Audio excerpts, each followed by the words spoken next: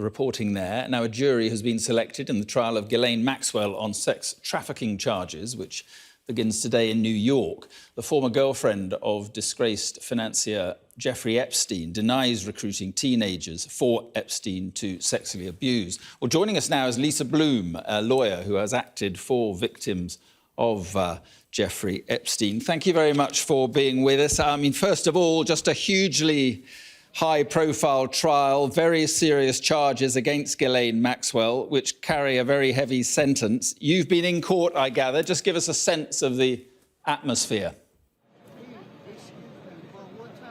Yes, I have been in court all morning because I'm monitoring this for the 8 Jeffrey Epstein victims who I represent, one of whom is also a Ghislaine Maxwell accuser. The judge is taking her time, being very careful to pick a jury that is fair and impartial. And I'm pleased to say that we now have a jury seated. They were just sworn in. They swore to follow the law closely and render a verdict in accordance with the law. It's now a lunch break, and after the lunch break, we will have opening statements from the prosecution and the defense. On behalf of my clients, who are all victims, we want this to be a fair trial, and we're hoping for justice and accountability after all these years against Ghislaine Maxwell. Right. She's pleaded not guilty and is expected to challenge the claims that she groomed underage girls for Epstein. Presumably, she will challenge the credibility, or try to challenge the credibility, of the witnesses.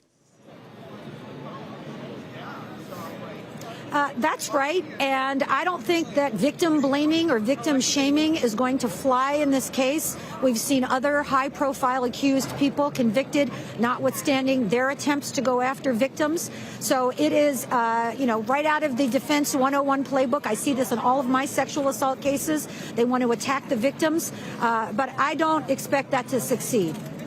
But, I mean, I have to say, when you advised Harvey Weinstein, you suggested attacking the credibility of witnesses. That's what you suggested he should do. Not true. Well, that's not true, and that was a long time ago, and I regretted ever being associated with him. When the first woman accused him of sexual abuse, I immediately resigned. We were talking about sexual harassment, verbal stuff at the time that I represented him, and again, not against any women. But on behalf of the 8 Jeffrey Epstein victims who I represent, we are hoping for a fair trial here, and I think this judge is going to see that through. OK, according to the book, She Said, you said in a memo that you felt equipped to help Weinstein against the roses of this world, talking about the actress Rose McGowan. They start out as impressive, bold women, but the more one presses for evidence, the weaknesses and the lies will be revealed. Clearly, she must be stopped with these attacks on you. I mean, I just wonder, do you regret advising at least Harvey Weinstein? Oh, absolutely. And 4 years ago, when I resigned from the case, I apologized. I said it was a colossal mistake to ever be involved with him. You know, hundreds of people believed in him. He was having dinner with Hillary Clinton. Barack Obama sent his daughter to intern for him. So there was a very different view of his reputation at the time. But I personally believe that, I should have seen through it.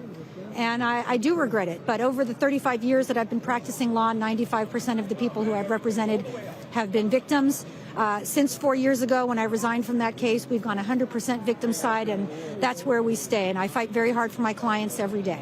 Fair enough.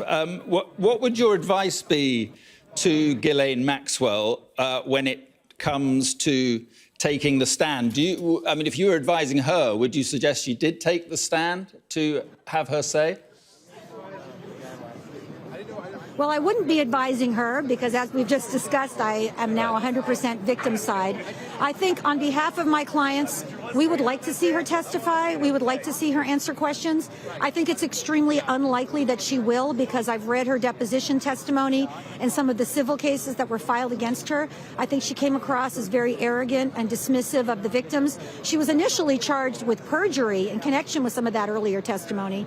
So I don't expect her to testify in this case. OK, just finally, and more broadly, many US trials are televised. This one, I understand, I think I'm right in saying, is not. Is that because of the potential nature of the evidence, or what is the reason for that?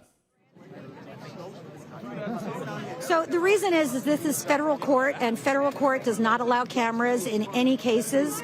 In many state court cases, we do have cameras in the courtroom. It varies depending on the state. In Florida, for example, cameras are automatically allowed in. They have what's called sunshine laws. Other states, it's case by case. But unfortunately, in federal court, we just don't have cameras in the courtroom. I think we should.